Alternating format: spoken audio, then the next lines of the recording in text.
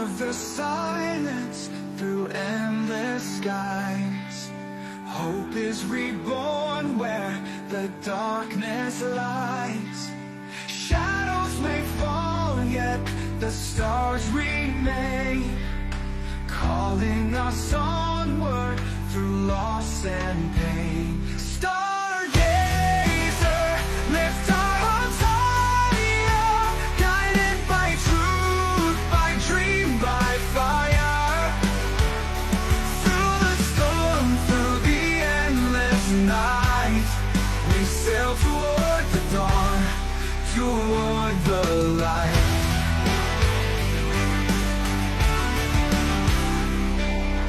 Worlds yet uncharted, mysteries untold, stories of courage, the brave and bold. Each step we take writes a legacy, a future we shape for all to see. Stargazer, lift our hearts higher, guided by truth, by dream, by fire.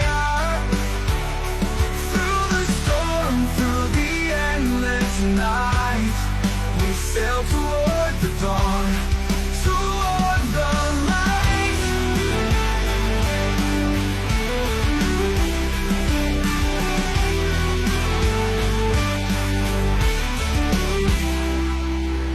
Forces united, we will endure.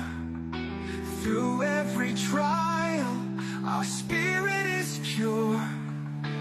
War may have scarred us, yet still we rise, bound by the stars, eternal sky, for no starlight,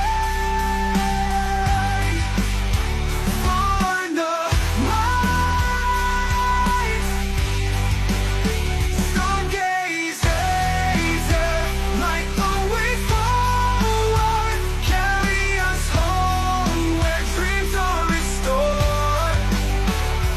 Through the storm, through the endless night, we sail toward the dawn, toward the light. We reach for the stars, forever rise. Stargazer.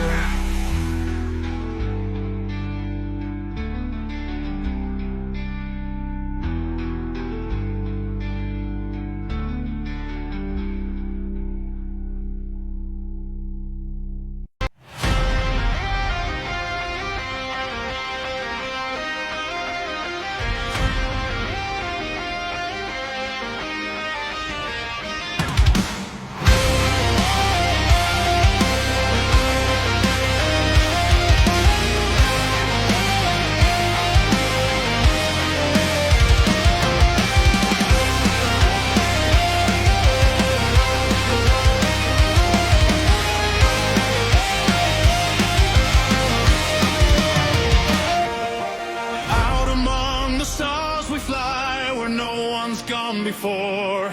Get the floor. Our minds are sure we'll reach forever.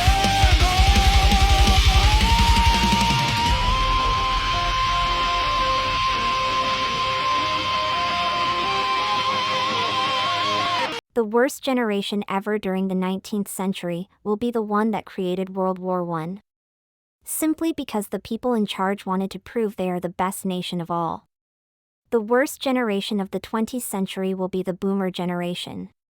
One thing nearly every worst generation ever got in common is that there is a strong sense of high school mean girl culture, and they try fight each other to become the queen bee.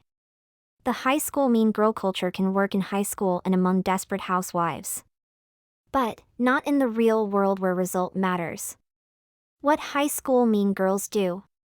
They try to become the queen bitch or rule the school via creating a body where everybody is their bitch. In the late 19th century, this culture led to World War I, where it is just the older generation of the time wanting to prove themselves to be the best by going to war and make the others their bitch. In the 1960s and 1970s, it a tribute to the hippie riots. The hippies are anti-authority because they are not the authority.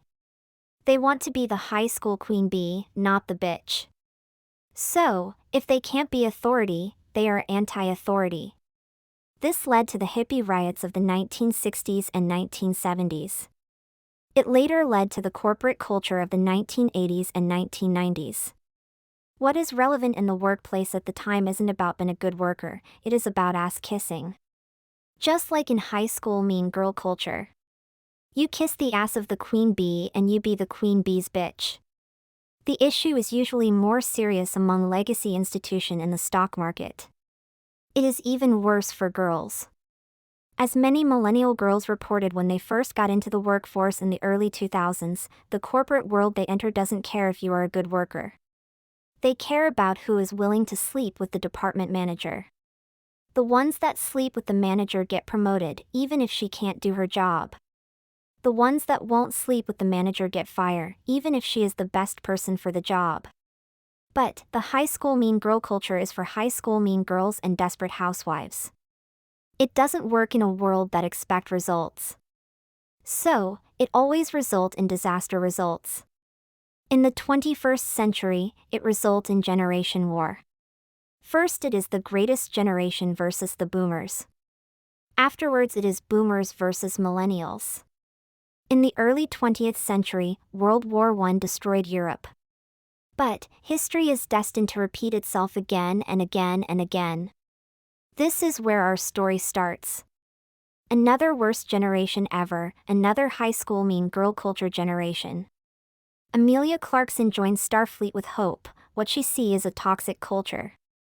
She is often thought of as arrogant and having an attitude problem. Because she is unwilling to sleep with captains, she resigned her commission and to run a coffee shop with her husband.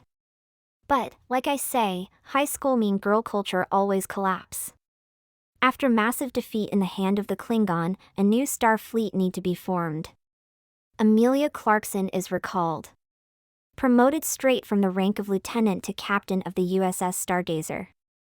The ship is originally retired, but now retrofitted and recommissioned. During her time in Starfleet, Amelia Clarkson has an excellent record. In a merit-based promotion, she would have already made the rank of commander when she left Starfleet to open up a coffee shop with her husband. So, promoting her directly from lieutenant to captain is completely justified. Lieutenant Commander Jack Dawson. He is originally drafted to fight in the war against the Romulans.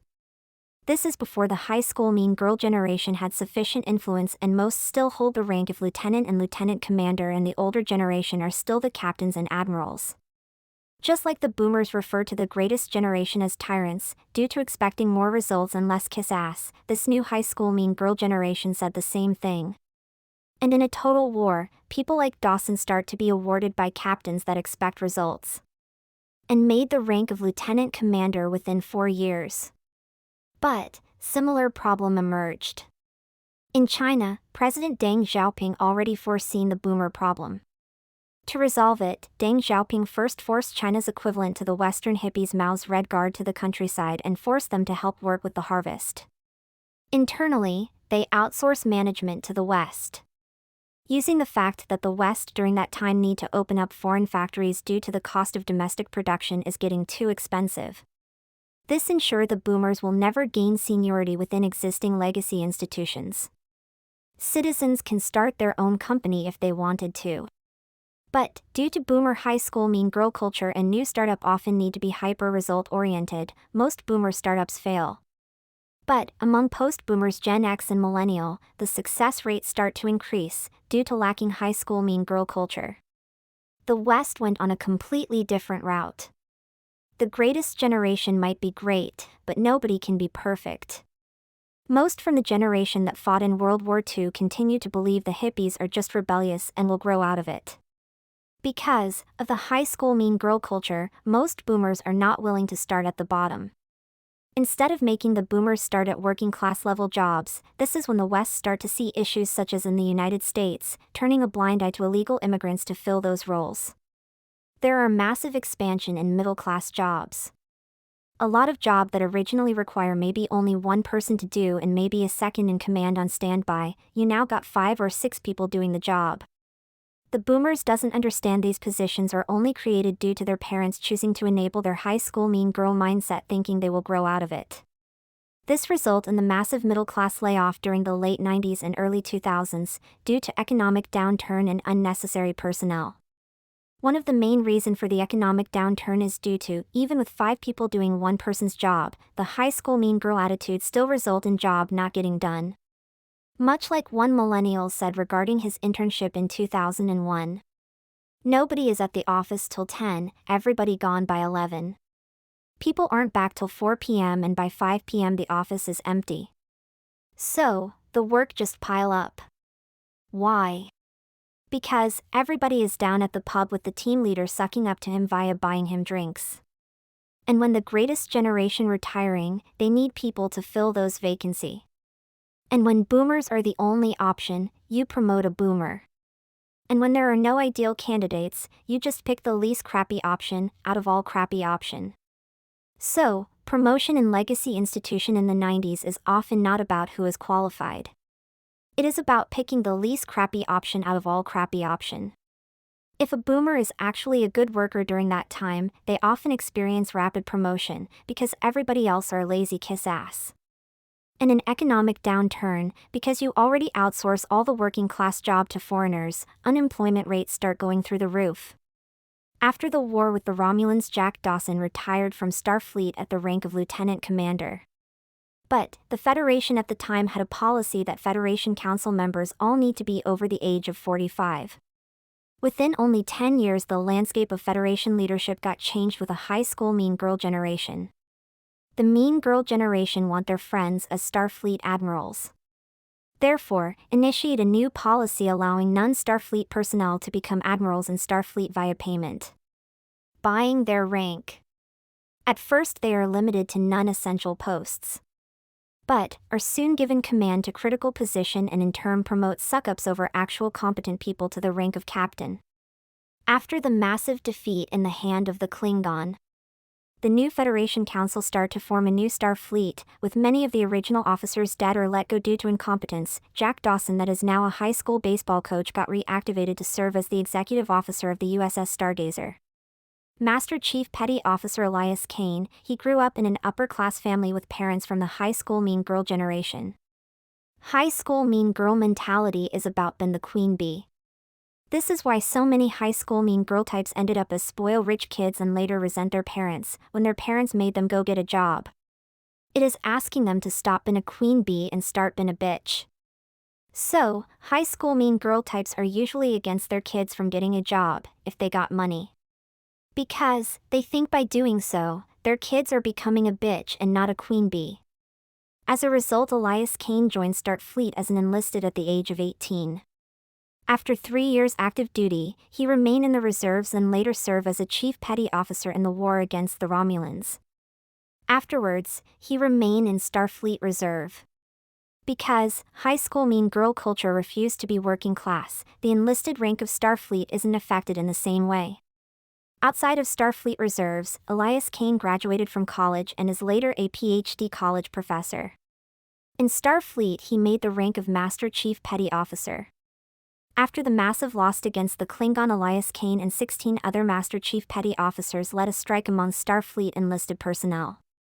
It is for the Federation to be dissolved and a new round of election to be held and change the policy of Starfleet members having to be over 45, and only Starfleet President and ministers still need to be over the age of 45.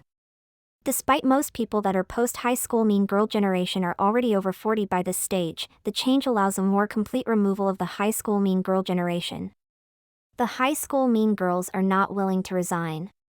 But, when seeing Klingon forces arriving, the scared high school mean girls finally agreed to change. Providing that they can keep an honorary title post-election. To prevent those from the high school mean girl generation to conduct electoral fraud, Starfleet enlisted personnel on patrol to ensure no election fraud. After the new election, Elias Kane is assigned to serve as the Chief Non-Commissioned Rank Officer of the Stargazer. Master Chief Petty Officer Kyle Riker. Starfleet Exploration Force. The Starfleet equal to modern Navy SEAL. As a member of Starfleet Special Forces, Kyle Riker is among one of the normal ones, despite from the high school mean girl generation. Kyle Riker doesn't fit in with most people from his own generation. People from his generation call people like him toxic masculinity or squares. Just like what is happening today. During the 1960s and 1970s, the hippies call manly men as squares. Today they call manly men toxic masculinity. In the 1960s they call it hippie culture, later renamed it as counterculture and now renamed it as woke culture. Different name, same bullshit. Kyle Riker never fit in with that set of culture value from his own generation. He made it into Starfleet Exploration Force at the age of 21. But, as a hardened warrior with many tour of duty and suffering from PTSD, he spent very little time home and more time in the barracks with other men. He is almost a stranger to his 3 children. Kyle Riker's oldest son and his wife got killed by the Klingon. After losing the war, the Klingon raided number of Federation outer post colonies. Kyle Riker's 7-year-old grandson William T. Riker is soon an orphan. At the age of 60, Kyle Riker is originally 6 months away from retirement. But, after massive loss from the Klingon, Kyle Riker requests to remain in Starfleet till this transition period is over. Due to a lack of security personnel, Kyle Riker and his 10-man team of Starfleet Special Forces are assigned to the USS Stargazer to substitute ordinary security team upon starships.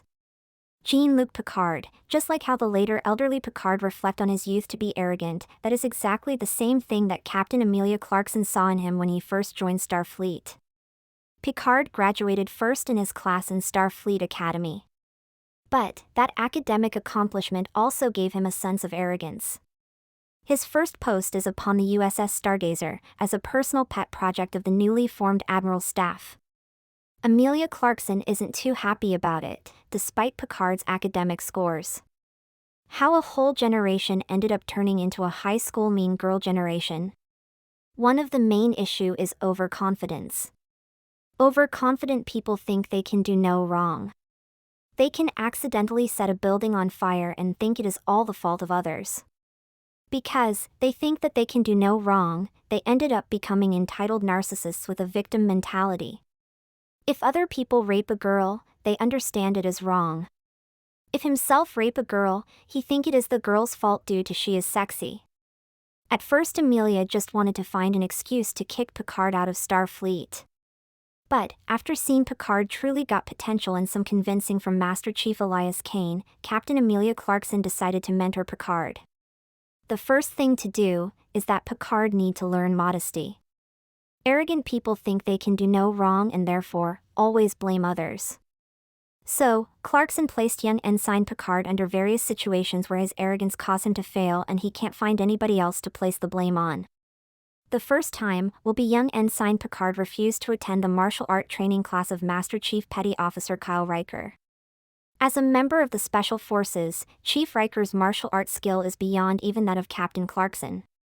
Clarkson therefore challenged Picard to sparring. If he can beat the captain, he can be excused from the training.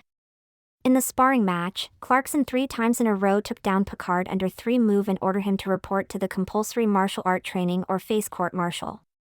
Afterwards, Picard still complained to other ensigns saying who need to know martial art when you got a phaser? But, Captain Clarkson's approach worked. After failing enough times, Picard start to learn humility and adding to his talent, he becomes one of the best officers under Clarkson's command. After 4 years upon the Stargazer, Picard is then transferred and serve on multiple other ships. When he returned to the Stargazer 15 years later, he hold the rank of Lieutenant Commander. But, the personnel upon the Stargazer has nearly all changed. Captain Clarkson retired soon after making the rank of Admiral, prefer the quiet life of a cafe owner. Picard returned to the Stargazer as the tactical officer. However, only to see the Stargazer plagued by what is remaining of the high school mean girl generation's influence. After the new Starfleet is formed, admirals that got their job via buying their rank are retired from Starfleet. Allowing to keep an honorary rank, captains, commanders and lieutenant commanders that got their position via kissing ass, but not actually up to the job are reassigned to non-essential posts and later let go. But, there are always a few that slip through the cracks. After realizing the captain and executive officer are selling Starfleet secret to the Romulan, Picard killed the captain and executive officers on the bridge and took over command. On official record, it is said that the captain and executive officer died in battle. In reality, Picard killed them. Picard is then promoted to the rank of captain and since then commander of the USS Stargazer for over 15 years.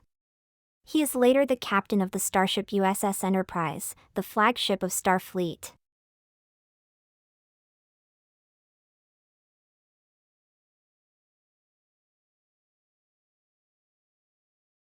Catherine Janeway, at the age of 21, married a man that is almost twice her age. Her husband is also once drafted to fight in the war against the Romulans. After their marriage, her husband wanted her to finish college and offered to pay for her tuition. But Janeway decided to join Starfleet not as an officer, but as an enlisted, only serving in the reserves. Therefore, Starfleet will pay for her to finish college. Janeway graduated from college and later a master's degree with a science degree. But, not able to get a job as a scientist in the civilian sector, Janeway applied for a science officer position in Starfleet. Because desk job officers doesn't require formal military training, if there are qualified candidates among enlisted, they prefer to choose ex-enlisted. It is supposed to be a desk job position, where she only get to work 9 to 5. But, after the war with Klingon she got called into full-time service upon the USS Stargazer. Janeway's husband and Lieutenant Command Jack Dawson know each other. The two of them fought together in the war against the Romulans. However, his old war injury prevent him from ever serving in Starfleet ever again. Janeway originally hoped to finish her remaining 5 years in Starfleet and retire to teach middle school science. However, during a family visit aboard the USS Stargazer, the Klingon attack again. Her husband, despite his medical condition, pick up a weapon again. After repealing the Klingon boarding party, his electronic heart gave out and died. After her husband passed away, Janeway discovers she is pregnant. But, she asked to remain aboard the Stargazer as a civilian science contractor. Just wanting to keep herself busy. The request is approved. After her son is born, she sent him to live with her parents, while she remained aboard the Stargazer. Just wanting to stay busy and not think about her husband dying. However, upon a shore leave, Janeway discovered that her parents died and her 2-year-old son is now missing. Child Service mistakenly thought Janeway is dead and put her son up for adoption. And it is a close adoption. She tried sue Child Service to give her the information on what happened to her son, but lost the court case. After her term in Starfleet, Janeway left the Stargazer to try find her son. 15 years later, Janeway is a cargo ship captain when she met Jean-Luc Picard again for the first time. Picard is now the captain of the USS Stargazer. Picard offered for Janeway to return to Starfleet as his second in command upon the Stargazer. Janeway assumed that Picard is out of option. Because she'd been out of Starfleet for over 15 years. But Picard told Janeway that she is his first choice. They work together and he is aware of what Janeway is capable of. In addition, Picard made an offer that Janeway can't refuse. He told Janeway that he knows that she work in driving a cargo ship is to find her son. With access to Starfleet database, Janeway can find her son in no time. Janeway agreed. Aboard the ship, all personnel changed. Apart from Janeway's time aboard the Stargazer, the only one remain is Chief Warrant Officer, Toller and Picard. Afterwards, via using the Starfleet database, Janeway found her son. She is adopted by none the less her childhood best friend and her husband and named Harry Kim. Harry that look full Asian doesn't know he is actually half white, nor is he aware that he is adopted. Janeway's best friend the Kim family thought Janeway is dead and adopted her son. Knowing that her son is safe, Janeway doesn't intend to reveal her identity. But, when hearing Harry wanting to join Starfleet, Janeway made her best friend promise not to let him go into Starfleet, saying Starfleet took everything important to her from her and she doesn't want the same thing to happen to her son. Janeway originally plans to leave Starfleet as soon as possible after she found her son. After finding her son, she got 2 years left. Janeway got offered command of her own ship twice, and both times she turned it down. Because making the rank of captain means she must stay for even longer. One thing eventually changed her mind. She discovered her son signed up for Starfleet Academy. Worry about her son's safety, Janeway again changed her mind. She eventually commanded the starship USS Voyager. She placed Harry Kim under her command. But, not wanting to raise suspicion, Harry got stuck at the rank of ensign under Janeway's command. This is despite he is one of the senior staff, starting from day one. Chief Warrant Officer Toller is originally Klingon nobility. After her house got wiped out by the enemy, when she is 16 years old, Toller became a refugee on Earth. Just like Gen Z grew up in a culture war between the boomers and millennials, Toller grew up in a similar war. Boomers are fighting for their hippie values. Millennials fight for the values of their grandparents' generation. What the boomers refer to as being a square during their hippie days and refer to as toxic masculinity today. To survive on Earth, Toller became an underground cage fighter using her Klingon fighting skill. Due to the high school mean girl culture of the older generation, people like Toller are looked down upon. And just like today, the older generation believed Toller should get a sex change to become a man. Due to the exact same reason why hippie boomers believe if a girl likes activities traditionally male-oriented, she should get a sex change to be a man. When she is 18, Toller joins Starfleet as an enlisted. But, she soon ended up in trouble. Toller is a beautiful woman, and this is the era where high school mean girl type control the Federation. When a lieutenant commander tries to drug rape a female enlisted, Toller bashed that lieutenant commander and killed him. The chief investigator, that is also from the high school mean girl generation, intentionally withhold evidence proving Toller's behavior is self-defense. The lab result proving that other enlisted is drugged. The reason is simple. Toller might be Klingon nobility. But, it is from a house that is wiped out, and she is merely on Earth as a refugee. The lieutenant commander is from a family with much influence. However, Toller's defense lawyer managed to find evidence proving her innocence with the help of Dr. Marcus Torres. Marcus Torres also hated the high school mean girl culture of the older generation. Despite his own parents are high school mean girl types himself. He first met Toller when he is a med school student. He saw one of Toller's underground fight.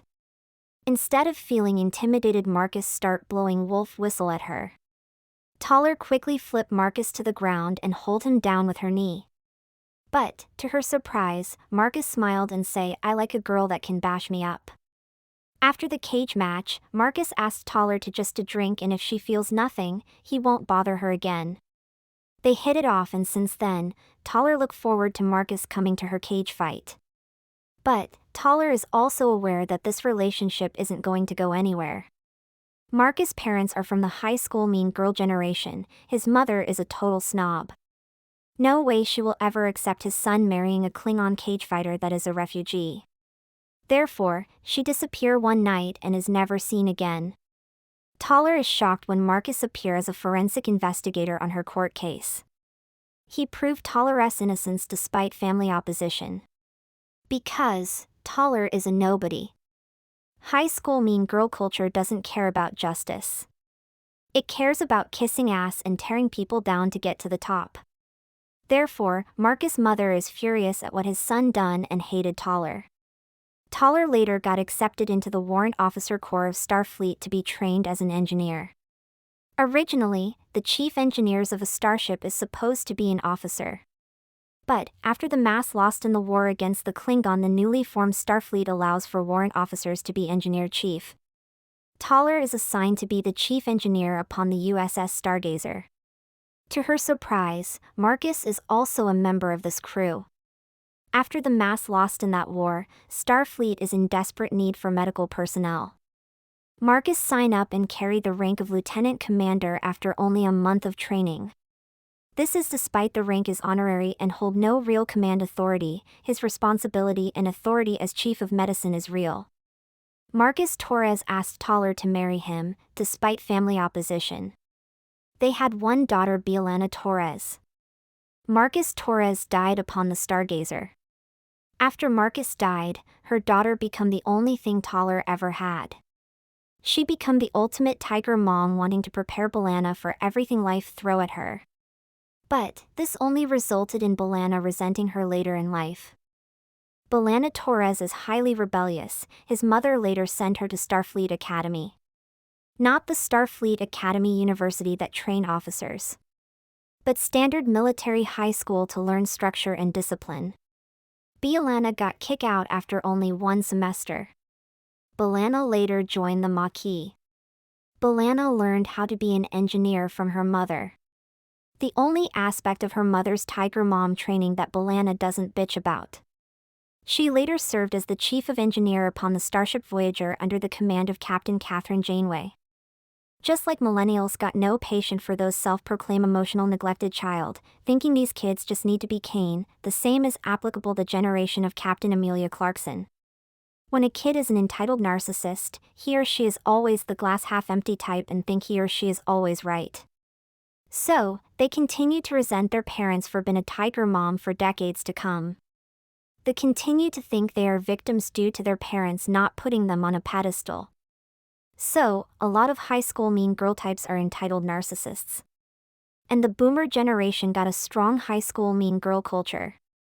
As the generation following right after the boomers, millennials are sick and tired of their emotional neglected child bitching. So, sick and tired that sometimes when boomers start bitching saying how they are emotional neglected child, the millennials just scream shut up. Just shut up. Show your mother some respect. Gen Z is one generation away from boomer, usually can tolerate their emotional neglected child bullshit a bit better. That is why when B'Elanna Torres got sent to military school, she quickly became the least favored students from the teachers and the ones that the teacher caned the most furiously. Most teachers are still from Captain Clarkson's generation. Janeway from the generation that follow can better tolerate her bitching.